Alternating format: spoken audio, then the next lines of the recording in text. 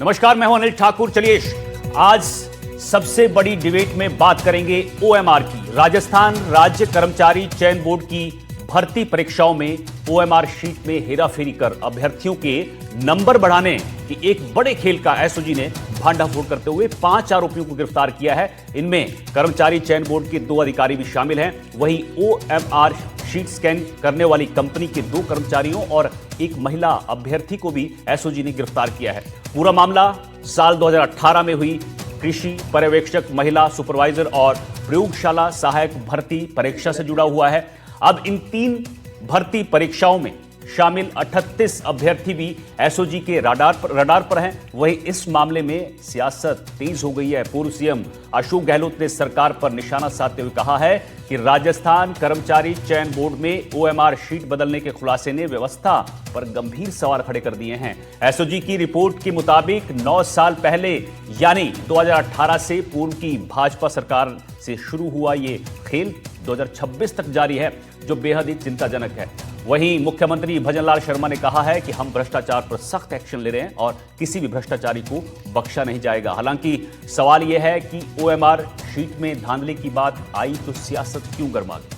Congress BJP एक दूसरे पर आरोप लगा रही है, लेकिन सच्चाई क्या है?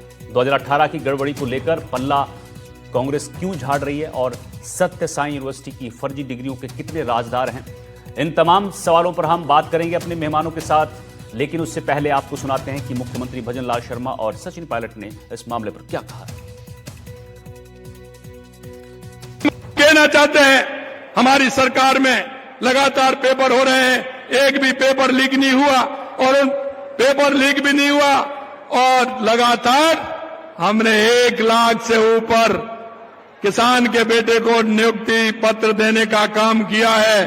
2019 में पेपर हुआ है, उसकी ओएमआर शीट में घोटाला करने का काम इन्होंने किया है।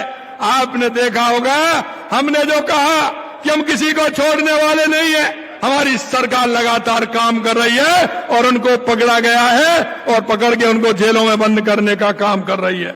इंक्वायरी करनी चाहिए, जांच होनी। अगर कुछ गलत हुआ है, किसी ने गलत किया है, वो जांच में सामने आ जाएगा। निष्पक्ष जांच करने के बाद अगर कोई व्यक्ति इसमें लिप्त पाया जाता है, कोई अधिकारी हो, कोई भी हो, बड़ा व्यक्ति हो, लेकिन इस पर कार्रवाई होनी चाहिए। लेकिन ये सरकार को खुलासा करते रहना चाहिए कि ये क्या प्रमाण उनके पास हैं, किस बिंदु को लेकर जांच हो रही है और इसमें 2 साल के बाद अभी खुलासे हो रहे हैं। इसका क्या मतलब क्या है? अगर आप इंक्वायरी कर रहे हैं, जांच बैठा रहे हैं, तो 2 साल तो लगते नहीं है इसमें। किस वजह से, क्या टाइमिंग देकर किया गया है? और सरकार की जो कार्यशैली है, मुझे लगता है ये सिर्फ टाइम निकाल रहे हैं। अब इनको 2 साल से ऊपर हो गए, अब कैसे कैसे 1.5-2 साल और निकल जाए। तो आपने सुना, मुख्यमंत्री भजनलाल शर्मा का कहना है कि एक को अंदर डाल रहे हैं और अब कांग्रेस इसमें सक्रिय हो गई। लेकिन जो मंत्री हैं, चाहे किरोड़ीलाल मीणा हैं या फिर मदन दिलावर शिक्षा मंत्री हैं, उन्होंने डोटासरा पर हमला किया है और मदन दिलावर शिक्षा मंत्री हैं, उन्होंने कहा है कि डोटासरा जल्द ही जेल जाएंगे और मैं उनके साथ मिलने जेल जाऊंगा। हालांकि डोटासरा ने भी पलटवार किया है और उन्होंने भी कहा है कि मदन दिलावर 3 साल और बच गए हैं सरकार के, उसके बाद वो जेल जाएंगे। तो ये आरोप प्रत्यारोप जो है वो अब यहां पर शुरू हो गया है। राजस्थान एसओजी का बड़ा छापा, फर्जी डिग्री फैक्ट्री का खुलासा। एमपी के सीहोर में एसओजी की रेड, नौकरी का फर्जीवाड़ा बेनकाब।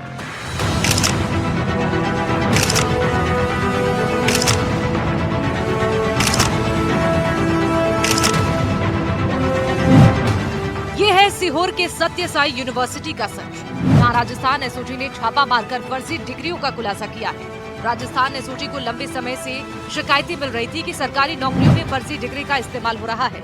जांच आगे बढ़ी तो कड़ी से कड़ी जुड़ती चली गई और कड़ी जा पहुंची मध्य प्रदेश के सीहोर में स्थित सत्य साई यूनिवर्सिटी पर। एसओजी की टीम जब यूनिवर्सिटी परिसर में पहुंची तो वहां का नजारा देखकर अधिकारी भी चौंक गए। यूनिवर्सिटी का आरोप है कि बैक डेट में डिग्रियां तैयार की जा रही थी। रिकॉर्ड में हेरफेर कर डिग्रियों को तैयार किया गया था। नामांकन और परीक्षा की तारीखें बदली गई थी और पढ़ाई का कोई ठोस सबूत नहीं, यानी पढ़ाई कम और कागजों का खेल ज्यादा चल रहा था।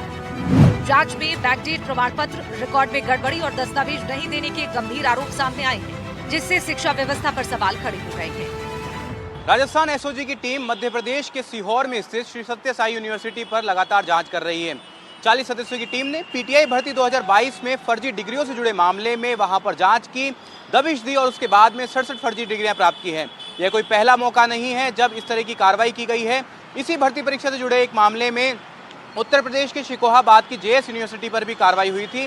बाद में योगी सरकार ने इस यूनिवर्सिटी की मान्यता रद्द कर दी थी। अब देखना यह होगा कि पीटीआई भर्ती 2022 जिसमें फर्जीवाड़ों की बहुत लंबी लिस्ट है, फर्जी अभ्यर्थियों की लंबी लिस्ट है और जिन अभ्यर्थियों ने फर्जीवाड़े से डिग्रियां प्राप्त की, बैकडेट में डिग्रियां प्राप्त की, उनकी लंबी लिस्ट है। किस तरीके से एसओजी की टीम कार्रवाई करती है और आगे क्या क्या खुलासे इसमें होते हैं। राजस्थान स्पेशल ऑपरेशन ग्रुप की टीम ने जब विश्वविद्यालय परिसर में कदम रखा तो माहौल एकाएक सन्नाटे में बदल गया। दफ्तरों में रखे दस्तावेज, रजिस्टर और फाइलों की जांच घेरे में आ गई। ये कोई सामान्य औपचारिक जांच नहीं थी, बल्कि उस घाव को खोलने वाली कार्रवाई थी जो सालों से व्यवस्था के भीतर छिपाया गया था। आखिर फर्जी डिग्रियों की जांच कैसे सीहोर की सत्य साई यूनिवर्सिटी तक पहुंची?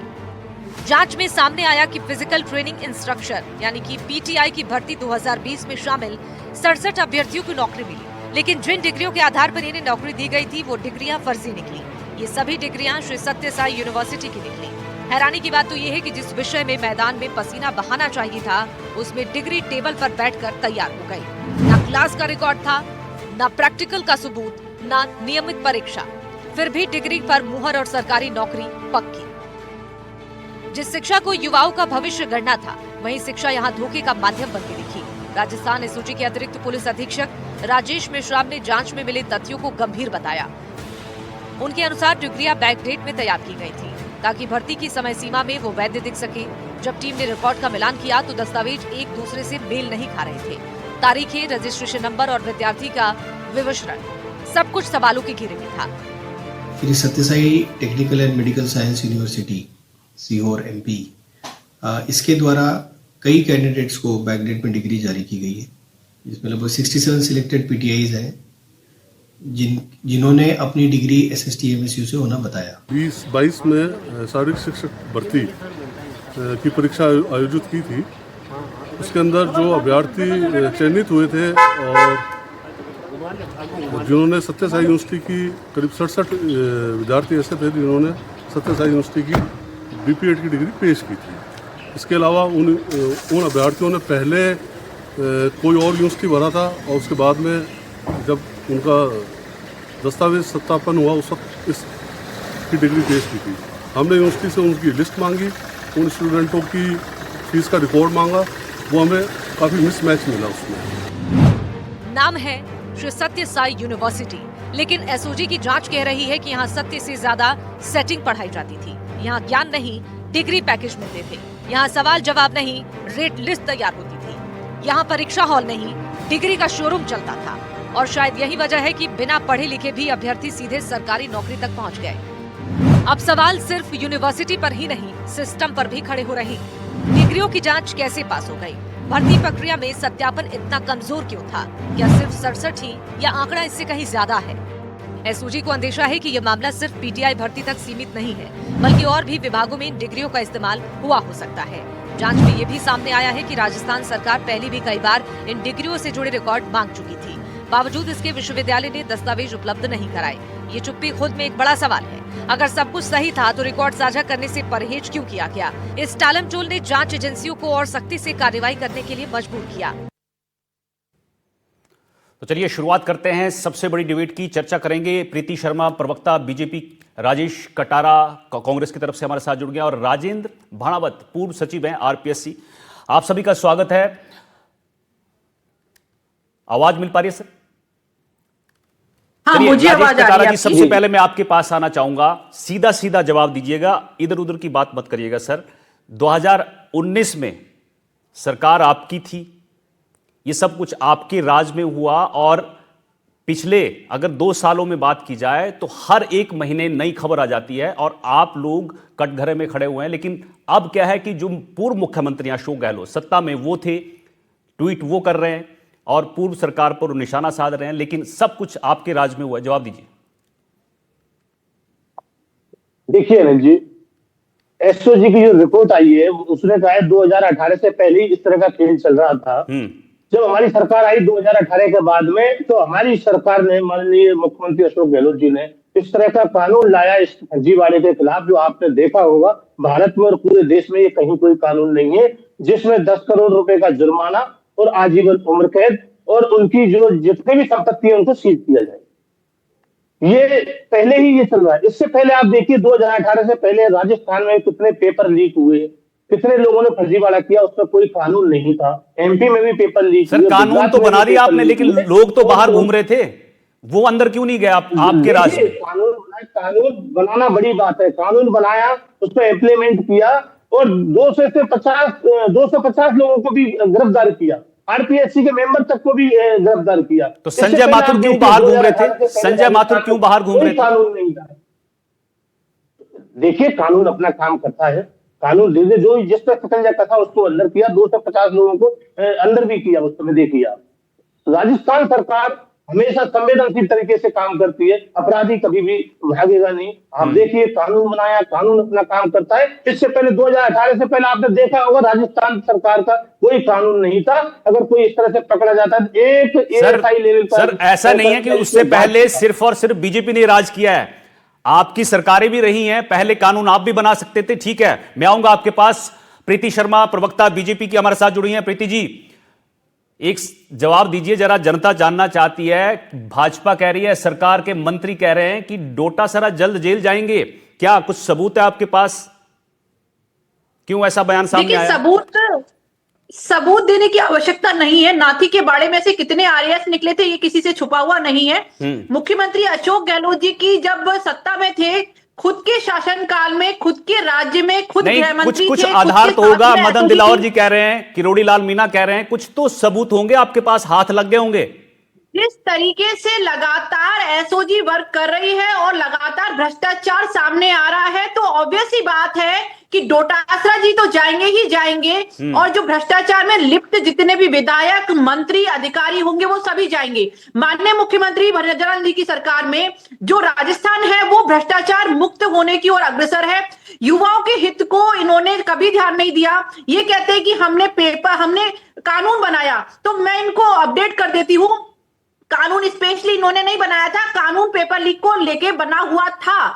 और दूसरी चीज, कानून केवल कागज पे बनाने को कानून नहीं कहते हैं। आप ये बताइए कि 2018 से लेके 2023 तक 19 पेपर लीक हुए। इन्होंने, युवा जब सड़क पर बैठा था, युवा चाहता था कि भ्रष्टाचार रुके, पेपर लीक के मामले में जांच हो, तो इन्होंने जांच करना उचित ना समझ के इन्होंने पेपर को रद्द करना ज्यादा सहूलियत समझी। उस पेपर को रद्द करके उन्होंने उन अधिकारियों को छुपाया या प्रोटेक्ट किया, संरक्षण दिया। अशोक गहलोत के राज्य में, उनके मंत्रालय में, उनके नाक के नीचे पेपर की खरीद फरोख्त होती है, उनको पता भी नहीं चलता, क्योंकि वो तो अपनी सत्ता बचाने में लगे हुए थे। उनको तो सिर्फ सत्ता बचानी थी, उनको ध्यान ही नहीं था कि युवाओं के हित के लिए उन्हें करना क्या है। उन्होंने लगातार अशोक गहलोत जी के राज्य में, आप देखिए, ये कहते हैं कि हमारे राज्य में कानून बना। हम कहते हैं कि आपके राज्य में 1 करोड़ देके आरपीएससी का मेंबर बना, और आरपीएससी का मेंबर जब 1 करोड़ रुपए देके बनता है, जो कि सर्वव्यापी, सबको पता है कि आरपीएससी के मेंबर ने खुद कबूल किया कि मैंने आरपीएससी का मेंबर बनने के लिए पैसे दिए थे। तो आप क्या उम्मीद करते हैं कि कांग्रेस के शासनकाल में जितने भी काम हुए वो भ्रष्टाचार मुक्त थे? आप पेपर लीक को लेके देखिए, दृढ़ इच्छा शक्ति होती है हर चीज के लिए। आप देखेंगे कि लगातार माननीय मुख्यमंत्री भजनलाल जी की सरकार में जिस तरीके से काम हो रहा है वो किसी से छुपा नहीं है, और भ्रष्टाचार को मिटाने के लिए हम लगातार प्रयासरत हैं। और जब हमारी सरकार सत्ता में आई तो सबसे पहले हमने युवाओं के हित के लिए यही काम किया। युवाओं की एक मांग थी कि पेपर लीक से हमें निजात दिलाई आपने जाए। काम किया। राजेश कटारा जी, आप पर आरोप लगता है कि धोखाधड़ी की आप लोगों ने, युवाओं के हक से छलावा किया गया है। मैं आऊंगा आपके पास, आपका जवाब भी लूंगा। राजेंद्र भनावत हमारे साथ, पूर्व सचिव हैं आरपीएससी। सर, आप लंबे वक्त तक आरपीएससी में रहे, एक चीज जाननी आपसे कि जो बड़े अधिकारी हैं वो पेपर लीक में या फिर इस तरह की जो फर्जीवाड़े डिग्रियों को लेकर हुए हैं, उनमें ये अधिकारियों के नाम जो हैं, जो बड़े पदों पर बैठे हैं, हमेशा हैं, क्या ये अधिकारियों तक की सीमित है या फिर सियासत पूरी तरह से यहां पर अपना असर दिखाती है, प्रभावी रहती है? देखिए, मतलब मेरे ख्याल इससे बड़ा अपराध कोई नहीं हो सकता कि अयोग्य व्यक्तियों के चयन में कोई भागीदार बने या अयोग्य व्यक्तियों को चयन करवाने में किसी प्रकार का भ्रष्टाचार करे। और भ्रष्टाचार भी भ्रष्टाचार है, लेकिन ये भ्रष्टाचार तो सब भ्रष्टाचारों की जननी है। अगर आप अधिकारियों को अयोग्य व्यक्तियों को चयनित करेंगे तो अगले 30-40 साल तक राज्य में किस प्रकार का प्रशासन दे पाएंगे, किस प्रकार की जनता की सेवा कर पाएंगे, ये बड़ा प्रश्न चिन्ह लगता है। इसलिए इस अपराध को गंभीरतम अपराध मानते हुए कार्रवाई होनी ही चाहिए। और एक कहावत है ना कि अगर जब बाहरी खेत को खाए तो उसे कौन बचाए। तो जिस प्रकार के समाचार मिल रहे हैं, अगर आयोग में काम करने वाले लोग या जो दूसरे चयन आयोग में काम करने वाले लोग, अगर खुद उनके अधिकारी ही इस पूरे काम को अंजाम दे रहे हैं, फर्जी डिग्रियों का जिनको वेरिफिकेशन करना चाहिए या ओएमआर शीट के अंदर कर दिया। देखिए, अगर कंप्यूटर के अंदर इस प्रकार से गड़बड़ करके ओएमआर शीट में कर रहे हैं तो फिर तो ये तो बिल्कुल एक तरह से शर्म आती है कई बार के किस तरह के लोग इस प्रकार से काम करते हैं। उनको बड़ी, मुझे लगता है, सिंबॉलिक सजा मिलनी चाहिए, इस प्रकार के ऐसी सजा मिलनी चाहिए जो कि आगे के लिए भी लोगों के लिए नजीर बने। बिल्कुल, उनको सजा मिलनी चाहिए। क्या है, देखिए, और कठोर से कठोर सजा मिलनी चाहिए। राजेश कटारा जी, जवाब दीजिए, क्यों छलावा किया आपने राजस्थान के युवाओं के साथ? देखिए अनिल जी, कोई छलावा नहीं किया। कांग्रेस सरकार ने हमेशा कानून लाई और कानून के दायरे में उनको सबको कड़ी सरकार मुख्यमंत्री हर मंच से यही कह रहा है कि कांग्रेस ने पिछले 5 साल में युवाओं के साथ धोखा किया, छलावा किया है। देखिए अनिल जी, 2 साल में 35 लाख लोगों को इन्होंने अभी परीक्षाएं दिलाई हैं। लोगों ने देखिए, वही सिस्टम था, वही लोग थे, अभी तक इन्होंने जांच नहीं कराई। आप कितने एएनएम, एसएनएम, कितने लोगों की इन्होंने परीक्षाएं करा दी, आप देखिए। अरे राजेश जी, जांच जारी है। आप देखिए, इनके यहाँ कोई अब और में एमपी का भी आ रहा है। आप देखिए, एमपी में इनकी सरकार थी, वहाँ क्या क्या हो रहा है, फर्जी डिग्री बांटी जा रही है, वहाँ कोई कानून नहीं था। और आप बता दीजिए 2018 से पहले कौन सा कानून बनाया है इन्होंने, किस कानून के तहत? प्रीति जी, जवाब दीजिए। मध्य प्रदेश में आपकी सरकार ने राज किया लंबे वक्त तक, जवाब दीजिए। अब देखिए, भाजपा सरकार रही है मध्य प्रदेश में और आरोप लगा रहे हैं राजेश कटारा जी। राजेश जी शायद अपडेट होकर नहीं आए हैं। एसओजी ने जो कार्रवाई की है ना, एसओजी ने कार्रवाई की है 2023 में एसआईटी गठित होने के बाद लगातार राजस्थान राज्य में एसओजी ने लगातार डाटा मांगा। 2022 में ये पीटीआई भर्ती परीक्षा में जो घोटाला हुआ, फर्जी दस्तावेज का मामला था, ये आज से नहीं चल रहा है, ये लंबे समय से चल रहा है।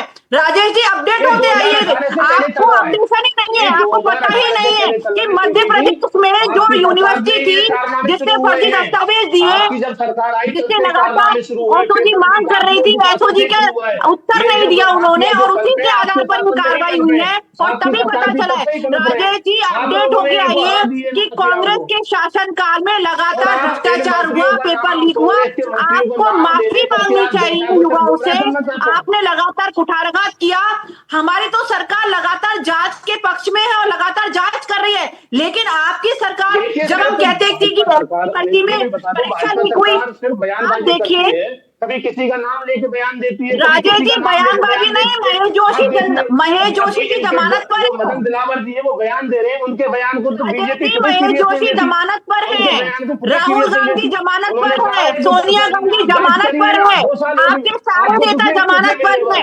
अभी देखते जाइए, अभी तो कार्रवाई जारी है, इन्वेस्टिगेशन लगातार होता रहेगा। बड़े मगर बच्चों को कटारा जी, एक चीज बताइए, डोटासरा भी यही कह रहे हैं कि शिक्षा मंत्री बड़े नेता नहीं है क्या?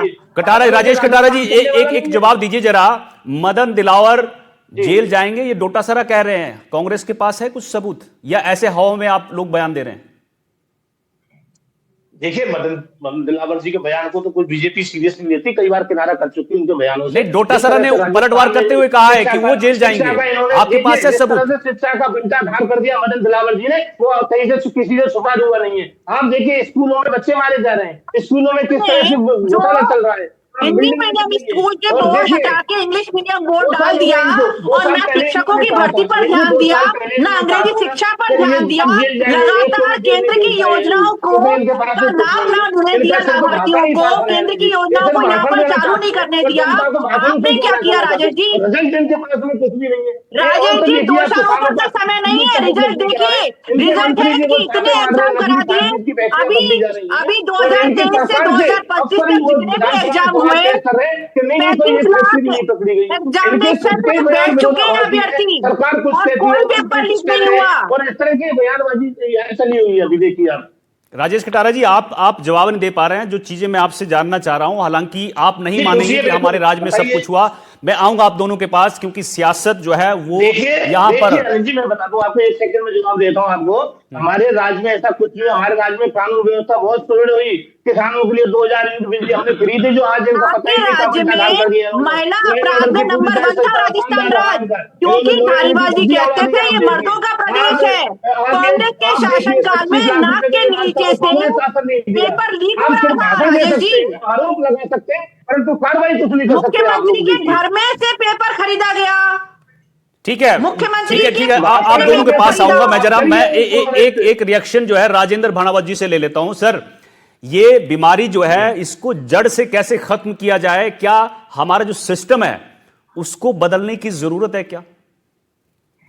देखिए, सिस्टम में सुधार का एक ही तरीका है, जब लोगों को लगेगा कि कुछ भी गड़बड़ करने पर तत्काल सजा होगी और बड़ी ऐसी सजा होगी जो नजीर बने। अगर जब देखिए, ये तो एक रिस्क और गेन का सवाल है। आजकल कई अधिकारी मानते हैं कि जो भी इस प्रकार के गलत काम करने वालों को रिस्क बहुत थोड़ी है और गेन बहुत ज्यादा है।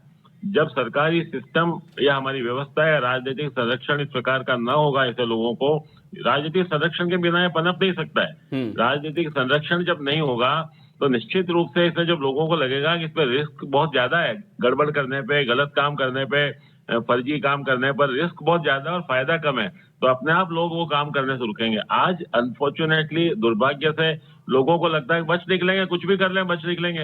अब जिन लोगों ने फर्जी तरह से नौकरियां पाई हैं, सरकार को तत्काल उनको डिसमिस करना चाहिए, तत्काल उनको कार्रवाई। देखिए, और ये पता लगाना चाहिए जिन लोगों ने नौकरियां पाई हैं पैसे के आधार पर पाई हैं, प्रभाव के आधार पर पाई हैं, जिनके लिंक के आधार पर पाई हैं, उनको थोड़ा एक दायरा बढ़ा करके इसको एक जड़ से समाप्त करने की जरूरत है। पत्तों को तोड़ने से कभी समस्या हल नहीं होगी। बिल्कुल, जड़ में अगर राजनीतिक संरक्षण अगर नहीं होगा तो मुझे नहीं लगता है कि अगर बिल्कुल राजनीतिक संरक्षण के बिना ये काम हो ही नहीं सकते। और यहां पर इस पूरे सिस्टम को, पूरे तंत्र को बदलना पड़ेगा, तभी जाकर यहां पर ये बीमारी जो है वो खत्म हो सकेगी। प्रीति शर्मा जी, मैं आपसे एक सवाल पूछना चाहता हूं कि आप लोग कह रहे हैं कि हमने 2 साल में कार्रवाई की और हमारे राज्य में कोई ऐसा काम नहीं हुआ, लेकिन संजय माथुर की गारंटी क्या है कि 2 साल में उन्होंने कोई गलत काम नहीं किया होगा? प्रीति जी, देखिए, एसओजी अपना काम कर रही है, लगातार जांच जारी है और जिस तरीके से एसओजी कार्रवाई कर रही है और अपराधी पकड़े जा रहे हैं, आपके 2 साल की बात कर रहा हूं कि संजय माथुर सिस्टम में थे। आपके पास क्या गारंटी है कि उन्होंने इन 2 सालों में कोई गड़बड़ी ना की हो?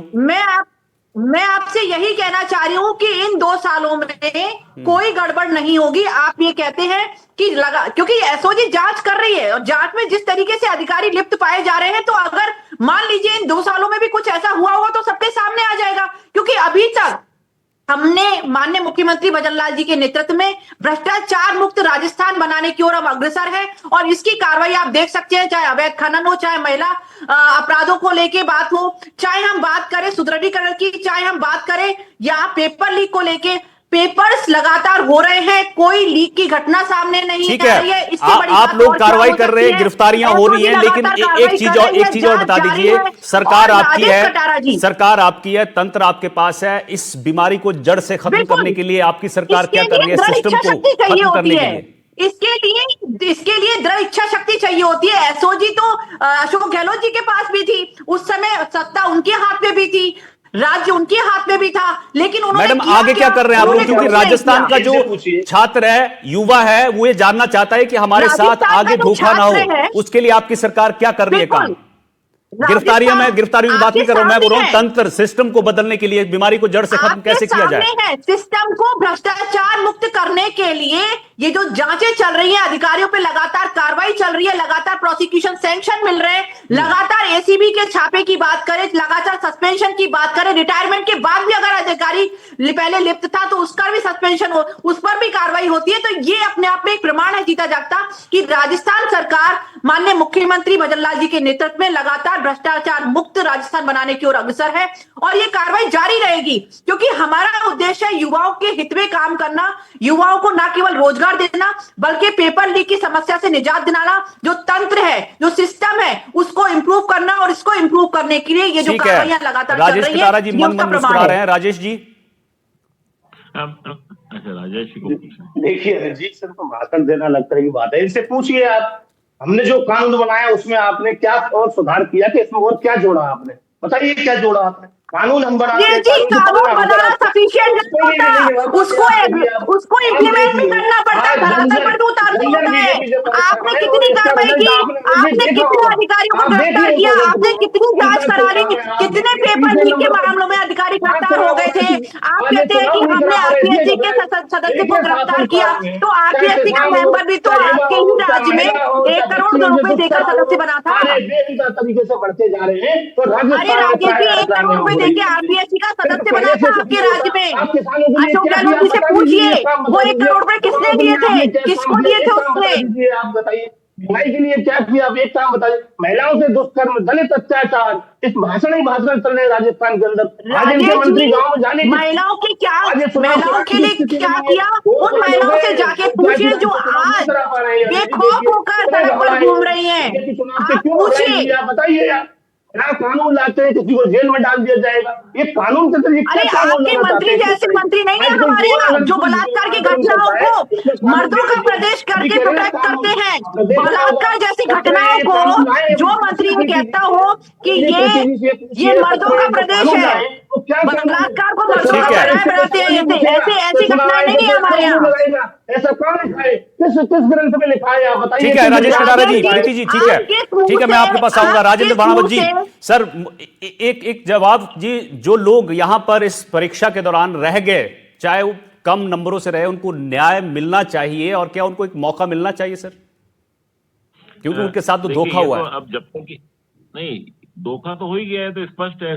जिसके बहुत जो बिल्कुल नीचे आता है वो सबसे ऊपर पहुंच गए, तो ये धोखा तो हो गया। नेचुरली जगह तो सीमित है, बैठने वाले बहुत हैं। जो लोग गलत तरह से आ गए तो उनके बजाय जो आने चाहिए थे वो नहीं आ पाए, तो ये तो अन्याय तो हो ही गया है उनके साथ में। अब उनका उसकी भरपाई तो कैसे हो पाएगी? पहले तो उनको निकाल देना चाहिए जो गलत तरह से लगे हैं, उनको क्यों रहने दिया जाए 20 साल 25 साल 30 साल नौकरी के अंदर। मैं एक बात और कहना चाहता हूँ अनिल जी, कि सरकार को राजनीतिक दृष्टिकोण से ऊपर उठ करके नियुक्तियां ऐसे लोगों की करनी चाहिए जो बिल्कुल संदेह से परे हों और अच्छा स्टेचर हो, जिनका बहुत ज्यादा अपना नाम हो, जो अपने विद्वान हो अपने क्षेत्र में और बिल्कुल निष्पक्ष रूप के जिनकी छवि है, ऐसे लोगों को इस प्रकार के चयन आयोगों के सदस्य बनाएं, ताकि ये जो एक बार अगर ऊपर सही हो गया तो नीचे अपने आप बेफेलती धीरे धीरे सही होते हैं। अगर जब लोगों को लगता है किसी सिफारिश के आधार पर लगे हैं, राजनीतिक दृष्टिकोण से लगे हैं, तो फिर वो कभी गड़बड़ भी होती है तो वे समझते हैं। बिल्कुल, तो ये आपका साफ कहना है कि यहाँ पर ईमानदार लोगों को ऐसी जगह पर भर्ती करना चाहिए